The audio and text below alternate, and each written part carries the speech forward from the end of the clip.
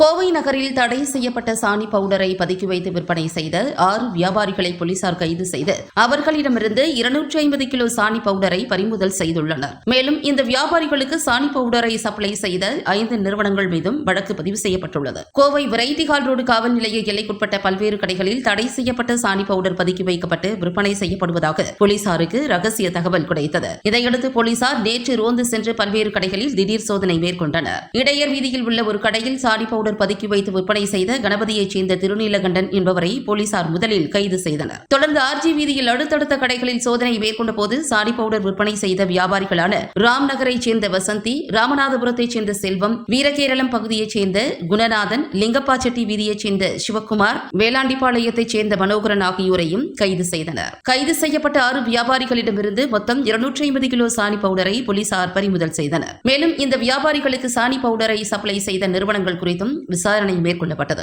விசாரணையில் சுக்கிரவார்பேட்டையைச் சேர்ந்த சாந்தி டைஸ் நிறுவனம், சேலத்தைச் சேர்ந்த பேக்முன் அண்ட் கோ நிறுவனம், சென்னையைச் சேர்ந்த துளசி கலர் ட்ரேடர்ஸ், ஈரோட்டைச் சேர்ந்த ஸ்ரீ மங்களேஸ்வரி ஏஜென்சி, அகமதாபாத்தைச் சேர்ந்த கோத்தாரி கெமிக்கல்ஸ் ஆகிய 5 நிறுவனங்கள் இந்த வியாபாரிகளுக்கு தடை செய்யப்பட்ட சாணி பவுடரை சப்ளை செய்து வந்தது தெரியவந்தது. இதையடுத்து இந்த 5 நிறுவனங்கள் மீதும் போலீசார் வழக்கு பதிவு செய்து நிறுவன உரிமையாளர்களுக்கு சம்மன் அனுப்பியுள்ளனர். மேலும் விசாரணை தொடர்கிறது என்று போலீஸ் அதிகாரிகள் தெரிவித்தனர்.